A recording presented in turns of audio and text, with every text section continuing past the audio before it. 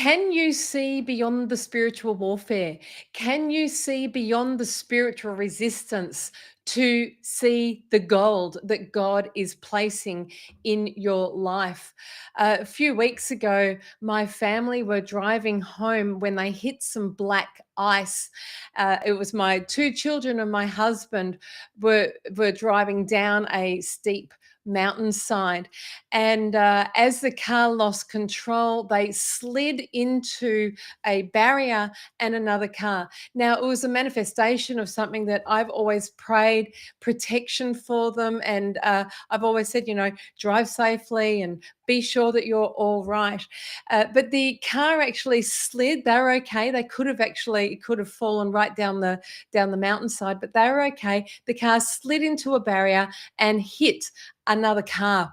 We could have actually seen that as a disaster. Oh no, we haven't made allowance in our finances for a new car. The car was actually written off. What is it that's going on? I mean, we could have gone to a doomsday type of a situation. Poor me. But what actually happened was that a few weeks before that, God had given me a nudge and he said, you know what? Maybe you should think about buying a new car. I remembered that and I said to my husband, Andrew, you know what? I think that we were meant to buy a new car. Maybe that was a word of knowledge, a word of foreknowledge that God was letting me know in his goodness and his kindness that this event would happen. And the interesting thing is, and you're like, well, if God was in control, why would he allow this to happen? Why would it be okay for the car to be written off when financially you weren't prepared to actually have to buy a new car, etc., etc., etc.? Well, instead of going to that place, I just leaned into, well, what is it that you are up to, God? I'm going to explain all of the background about what happened from that car write-off. And yes, it was a real nuisance. We had actually just changed our insurance policy. We changed insurers just the week before, and we had saved $1,000 in our insurance for the car with a brand new insurer. So we did actually get insurance cover that was better or was less expensive than the one that we had. We had to pay the excess because we slid into the barrier, or my husband slid into the barrier. So we were out of pocket for the excess as well. But the goodness that I actually saw out of it all was, firstly, Andrew said to me that the couple that they slid into, the wife was saying to the husband, you know what? I told you we should have got comprehensive insurance. They were only covered for third party. And she was very upset because it's like, we've got no car, we haven't been covered. Because we slid into them, our insurance was covering that family. Now, to get the car towed down that mountainside, it was going to cost about $1,000, which our insurance covered. So that family's insurance also our insurance covered that family's towing. So they saved $1,000. Our insurance paid for the write-off of their car. So that family was blessed. Who knows? Who knows? This is just one blessing that I could see coming from this. Who knows? Their marriage might have been saved. Their finances were covered because they had a money that was paying out for their car that they would not have otherwise had. My family was safe. No one was hurt. Was it inconvenient? Yes. Andrew and the kids got home at 1 o'clock in the morning. It was a bit of an adventure. Our car, after a lot of difficult fiddling around, ended up on the back of a tow truck and just jigged along all the way home. Andrew had to sit in the car on the back of the tow truck while the two kids sat in the cabin with the tow truck driver. So that was the first blessing that we actually saw might have actually happened. First, they weren't hurt. That was the first thing. The second thing was the family, who knows, the marriage might have been saved. The family had a car covered or the money given to them for their car. All right.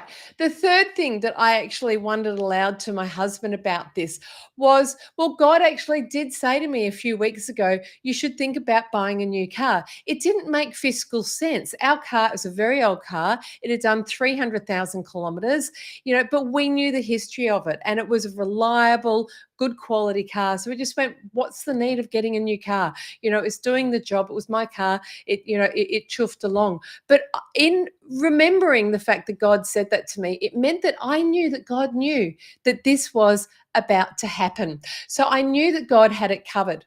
The other thing was, not only was our insurance cheaper, but we ended up being paid out more for that car, which is basically, it was worth nothing. We got paid out more for that car than if we'd actually traded it in, because of its age and its number of kilometers.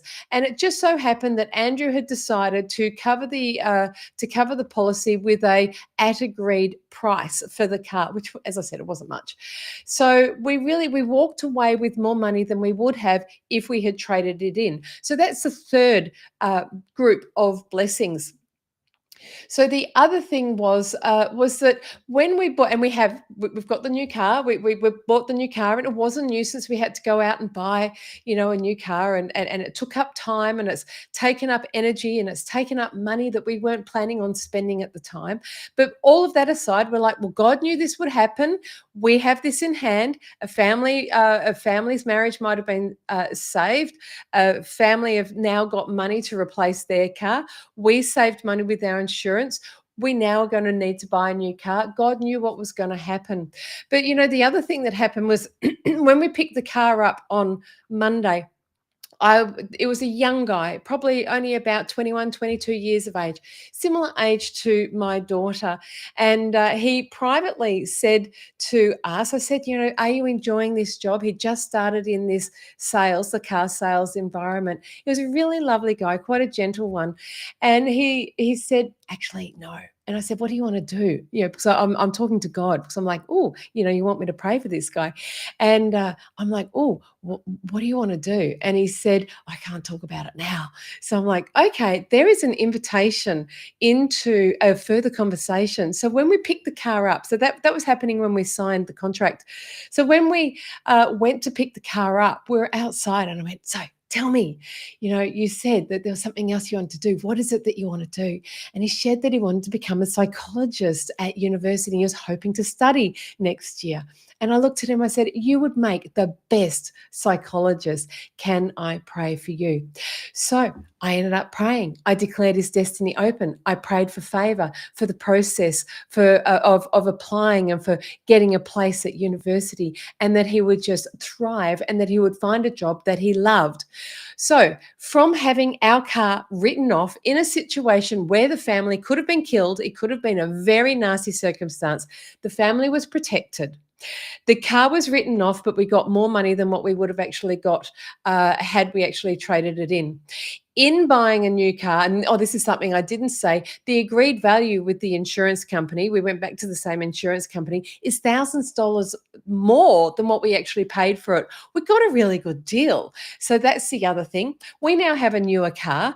A family, a marriage potentially didn't have conflict because their car was now covered, and they got towed down the mountain as well as our car.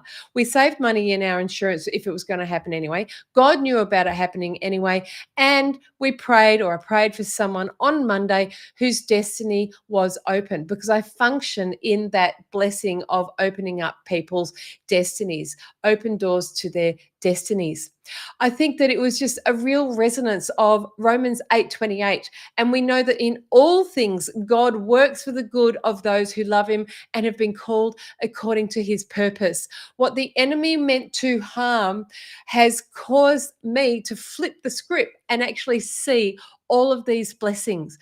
How do we see beyond the warfare to the gold? We start asking God, what are you doing in this situation? What are you doing in this situation? And we start to be grateful for all of the challenges that are actually occurring, because we're going, well, this has happened, and this has happened, and this has happened, and this has happened.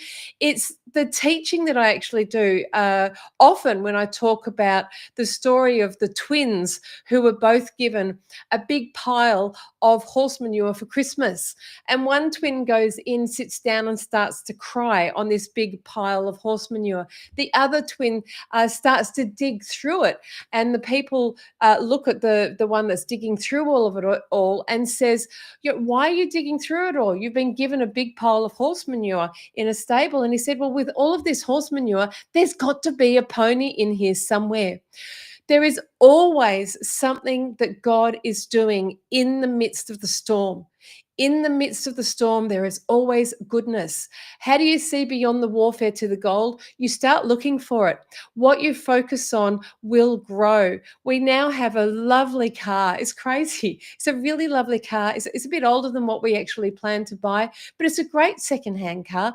And we're going to delight in it. It's far younger than the original one that we had.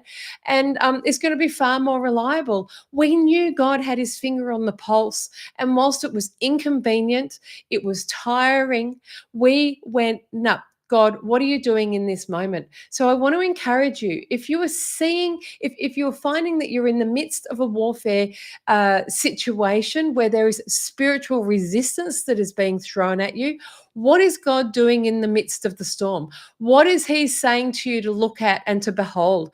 How is it that you can flip the script and just go, no, my God is good because he had it in hand. And I can see his goodness throughout the land because he's moving here and here and here and here. You know, that prayer for that young 22-year-old, it was a bit awkward. I think he found it a bit odd, but it was okay. He said, yes, I'd love you to pray for me. You know, and he said, you've been the most delightful people to deal with. We've left him with a taste of kindness and goodness. You know, we went out and we looked at some other cars, and then we came back to him and we said, we want to buy a car from you. What else do you have? And he found us something, and we went with him, and we'll go back to him if he's still in business. He might not be. I'm hoping he's off studying. So we must always be looking, what is it that you are doing in the instance, God? And this is how we grow. Because the other thing is, when we are feeling like we're in the midst of a storm, we can start to say, all right, God, where is the goodness? But not only where is the goodness, but where is my capacity being extended, grown? Your capacity to cope with different issues that start to get thrown at you. How quickly can you spin the script on the enemy and say, my God has it in hand, because my God is good and he knew this would happen, and he will cause goodness to flow from this set of circumstances. So I know that it was a bit waffled in the delivery, but you know, how to see beyond the warfare to the gold. Start to look for what God is actually doing in the situation. Start to look for, you know, prayer targets where you can actually bless other people. Start to celebrate the fact that God has got it all in control. And we all do know that in all things, God works for the good of those who love him and have been called according to his purpose. Romans 8:28. Now, if there's anyone that wants a prophetic word, I'm on. I've got about 5 minutes where I can actually give a brief prophetic word if you would like it. Yes, Sandy, God is always good. I love seeing you on here. God is always good. He is always good. So it's not over. It's not over until it's over, and God always wins. This is the thing. This is the thing. What is he doing right in the midst of the storm? Thank you, Lola. Blessings back to you as well. And Kylo, welcome. It's great to see you here. So we'll wrap that up anyway. So don't forget that whenever I go live, if you comment and say you would like a prophetic word, then I am more than happy to stop and give you a prophetic word. And in the meantime, have a fantastic weekend. I'm traveling to the US next week, so it's going to be lots of fun. Who knows what I'm going to do there? Who knows who it is that I'm going to meet, and who knows what prayer assignments I might have as well. The last time I went to the States was in April, and I met the most magnificent young man who I ended up praying for, who had lost everything in the fire. So we raised some money and blessed him. Sandy, you want a prophetic word? Okay. Oh, you get prophetic words in our prophetic mastery as well. You can always ask in there. But Sandy, what I actually see is that I sense that you have actually been through a storm. I don't know what that might actually be, but it might have been somewhat of a sandstorm for you, Sandy. So you can see I'm looking at your name. And what God is now asking you to do is just to, like, some of the sand is stuck to your legs. So in seeing that, I'm actually seeing you brushing the sand off. Brushing the sand off. You've walked very well, but he's saying, okay, it's now time to leave that sand, the dust of that storm behind, and walk forwards into the new thing. So the last season is done. The new season is right at hand. Brush those bits of sand off. And he's saying, let's get moving, my love, because there's so much to be done. And it's very much about practicing his presence, going close, because I'm being reminded of my prophetic word about about the ancient of ways, that we're walking in the ancient of ways, and that we need to be walking close to the waters of his presence by the rock of Jesus Christ. To spend time soaking. I know you know how to do that. Spend time with him just in quietness before you step out and go on the next journey. And in doing that, the sand will be brushed off your shins, off your legs, but also as you step into the waters, the sand will simply float away. But even in that place, he's saying also brush it away as well. Lola Cox, I've given you lots of prophetic words too. So I want to encourage anyone that gets a prophetic word. I'm going to get feisty. What are you doing with them? Have you done? So Lola, you let me know. Have you actually written up the prophetic word? Have you actioned that prophetic word? Have you looked at it and said, what timing has it got? What does it require of me to step in and cooperate? Because most prophetic words are conditional upon our yes. He is releasing these prophetic words. We need to actually action them. We need to action them in a timely fashion. So what of the prophetic words are we actually stepping into? So Lola, have you written out your prophetic words that I've given you in the past, and what are you doing about them? So anyway, so Lola, and of course, now Sandy knows this because she's part of our prophetic mastery mentorship. But anyone else that gets a prophetic word on here, you must always remember that it is the responsibility of me to weigh it up. Does it resonate with the heartbeat of heaven? Does it resonate with love? Does it represent Jesus well? But not only that, as the recipient of the word, you are also responsible to judge it. Just because I am releasing a prophetic word over you does not mean that you necessarily accept it. You weigh it, you judge it, and you are the one that decides whether or not you will take it into your heart upon your life. It is your agreement that will empower that prophetic word, and then your action. If you start to step towards your prophetic words, you will see an acceleration in the promises start to take shape in your life. So I really, really, really want to encourage you that it's very important that you must actually engage with it. And we don't engage with it in terms of we step into it and fight against it. The way that we actually engage with it is by stepping into it and actually cooperating with it. So what I'm actually seeing for you, Lola, is I can actually see, roosters. You know how roosters they have these rooster fights, and they come in and they fight. Stop fighting. Stop. Try to. I sense that you are quite a sensitive one. So if you are, take this gently, because it might come across firmly, but I want you to take it gently. I'm a highly sensitive personality type too. So I know sometimes I have to turn the volume down on things that I actually hear. But I feel like, that there's been confrontation that has really hurt, and that you've carried that a long time. Try to shake it off. Try to shake it off. The way I do that is I hand it over to Jesus. I'm like, this is not mine to carry. This is yours to carry. I take care of what my heart issues are, and then I release the others into what it is, into God's arms, to be perfectly honest. I can't fix them. I can't control them because that would be witchcraft. It's not my job. My job is to love them and try to represent Jesus well, no matter how painful it actually is. So the first thing I feel like he's saying is, stop with the head butting, walk away, heal, allow him to pour his balm, his oil. I see the Holy Spirit pouring the oil of his presence deep into your heart, deep into your spirit, and also into your feet, so that your walk is being healed. You're much like Sandy's. Your walk is being healed in this season, Lola. And then I really feel that it's time for you to find a place where you can sit and brood over the words that have been spoken over you. Those prophetic words are like eggs that a hen is sitting on, and take those eggs out and just roll them over. What the hens would do is that they'll roll them over so that they keep the warmth happening. Hatch those words. It's not just God that is going to cause that word to actually take shape.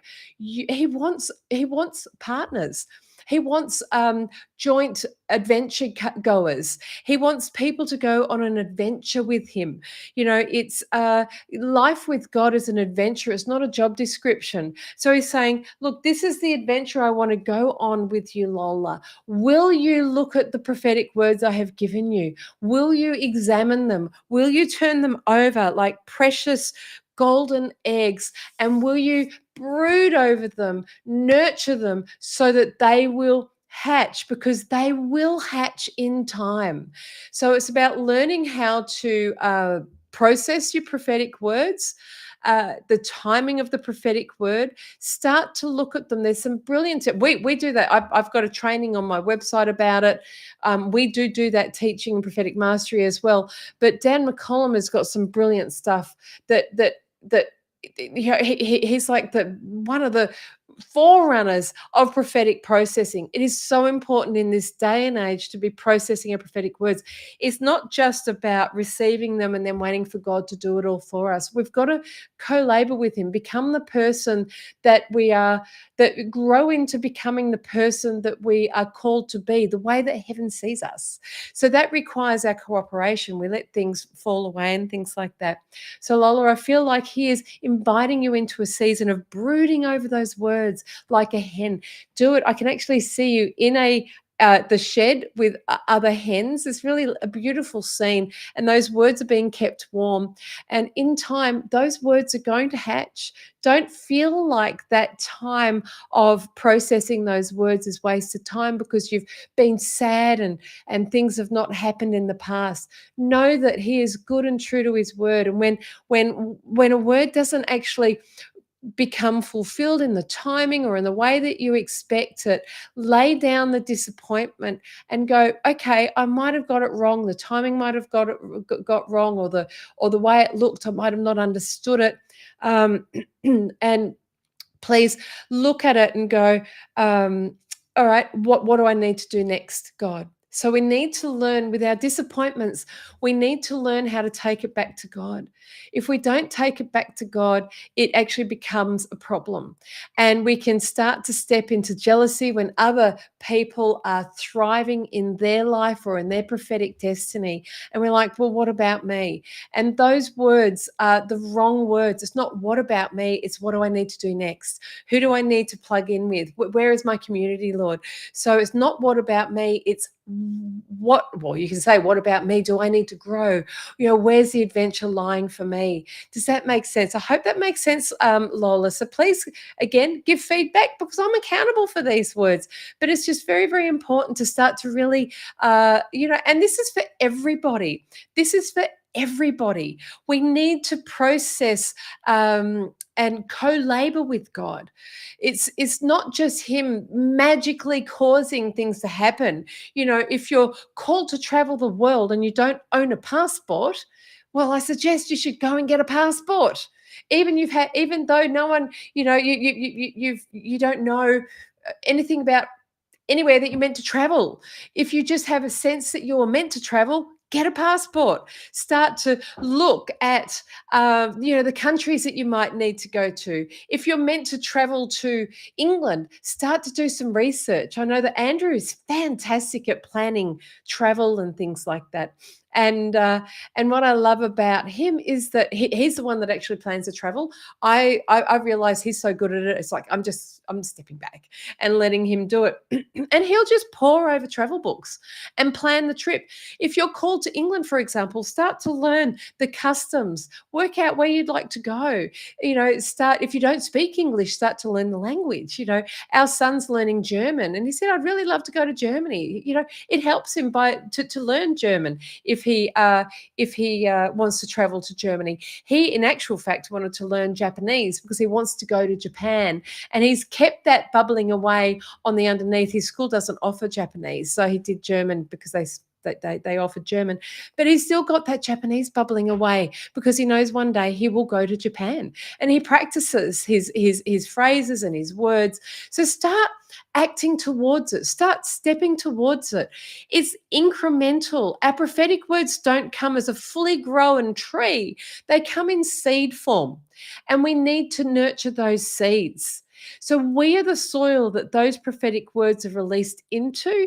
If we nurture if we make sure the soil of our heart, the soil of our lives is healthy so that it can grow those prophetic words, we will see a fullness in time. It takes time to step it out. God will allow the process of maturation to take place so that you are the sort of person that can actually step into what it is that He's actually called you into. And I can tell you, whatever it is that He's got calling you into is magnificent. It's amazing. Every step, you're going to find the best place of joy and satisfaction. Who knew that I would be doing what I'm doing now? 5 years ago, I wasn't even on Facebook. You know, so step out, little incremental steps. Celebrate every win. Look to what He is doing. In the same way that the write-off of the car, it's like, what are you doing, God? What are you doing, God? What are you doing, God? Anyway, enough from me. I'm going to head off. I've got an appointment. Jody, it is so good to see you as well. I always smile whenever I see you. Jody Joy, Crispy D Crisp. I love it. Big hugs and love back to you, my friend. All right.